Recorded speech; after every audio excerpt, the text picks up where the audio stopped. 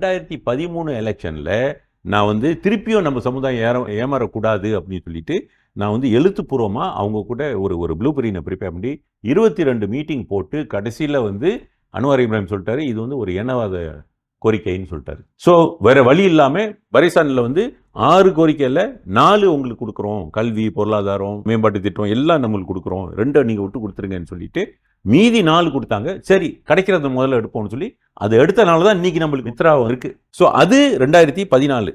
அதுக்கப்புறம் 2018 மாதேர், மொய்தீன்லாம் அம்னா விட்டு வெளியே வந்து அப்போ அன்வார் ஜெயிலில் இருந்தார். அப்போ அவங்க வந்து பக்கத்தான அரப்பானில் சேர்ந்து அவங்க தலைமைத்துவம் எடுத்தோடனே ஓகே நம்ம வர தேர்தல் 2018 தேர்தல் நம்ம திருப்பி நம்ம ஜெயிக்கணும் அப்படின்னு சொல்லிட்டு நேஷனல் அரசாங்கத்தை நம்ம எடுக்கணும்னு சொல்லிட்டு ஒரு பெரிய ஒரு எஃபர்ட் போடும்பொழுது அப்போ நான் போயிட்டு நம்மளோட கோரிக்கை மறுபடியும் வச்சேன். 2014 இவங்க செய்யலை, இந்த கோரிக்கையை நீங்கள் போடுங்கன்னு. அந்த கோரிக்கை எடுத்து தான் அவங்க வந்து உள்ளுக்கு இன்கார்பரேட் பண்ணாங்க. எது அவங்களுடைய பக்கத்தான அரப்பான் மேனிஃபெஸ்டோவில் அதில் எடுத்து ஓரளவுக்கு இருக்குது, அதில் ஓரளவுக்கு இருக்குது, ஓகே போட்டு ஓகே ஸோ சரின்னு சொல்லி 2018 ஃபுல்லாக பாகிஸ்தான் ஹரப்பானுக்கு நம்ம ஃபுல்லாக கேம்பெயின் பண்ணோம். ஜெயிச்சாங்க. பட் நான் தேர்தலில் இல்லை, நான் நிற்கல. ஏன்னா நான் வந்துட்டு ஒரு மக்கள் இயக்கம் அரசியல் கட்சி இல்லைன்னு சொல்லி சீட் கொடுக்கல. இருந்தாலும் மாதேர் என்ன சொன்னார்னா உங்களை நான் செனட்டர் ஆக்கி மந்திரி ஆக்குறேன் அப்படின்னு சொன்னார். அதே மாதிரி அவர் செஞ்சிட்டாரு. அந்த 2018 நம்ம இருந்தோம், ஆட்சியில் இருந்து நல்லா தான் இருந்தோம். பட் இருந்தாலும் ஆட்சி உள்ளுக்கு வந்த பிறகு நான் மந்திரி ஆன பிறகு நான் வந்து நிறையா உள் வேலைலாம் நடந்தது தேர்தல் அன்னைக்கு. ஸோ நிறையா என்னுடைய இனிஷியேட்டிவ்லாம் நிறையா வந்து சப்போர்ட்டாச் பண்ணி செய்ய விடாமல் ஆக்கி நிறையா வேலை நடந்தது. ஆனால் 2 வருஷத்தில் ஆட்சி மாறினது.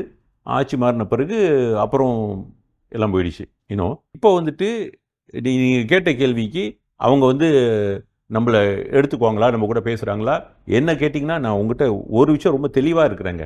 2013 22 மீட்டிங் போட்டேன். ஏன்னா 2008 தானே உனக்கு சப்போர்ட் பண்ணி உங்களை ஜெயிக்க வச்சோம். 5 மாநிலத்தில் ஜெயிச்சிட்டீங்க நீங்கள். 2013 22 மீட்டிங்கில் வச்சு நம்மளோட கோரிக்கை ஏழை இந்திய சமுதாயத்தோட கோரிக்கைங்க.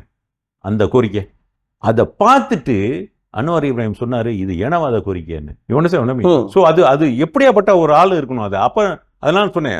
ஐ செட் ஐ கிவ் அப்லாம், இதுக்கு மேலே இவங்ககிட்ட நம்ம ஒன்றும் செய்ய முடியாது, நெவர் மைண்ட், கிடைக்கிறத 4 நம்ம எடுத்துக்குவோம் அப்படின்னு சொல்லி we take what we can first அப்படின்னு சொல்லிட்டு வி டிட் தட்.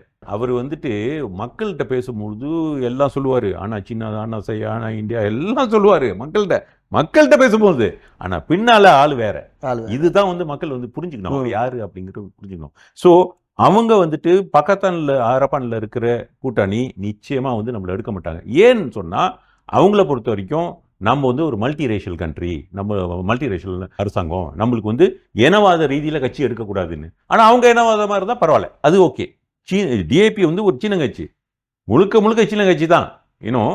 பட் அவங்க இருந்தால் பரவாயில்ல, அவர் இருந்தால் இனவாதமாக இருந்தால் பரவாயில்ல, அமனா இருந்தால் பரவாயில்ல, நம்மளை மட்டும் எடுக்க மாட்டாங்க.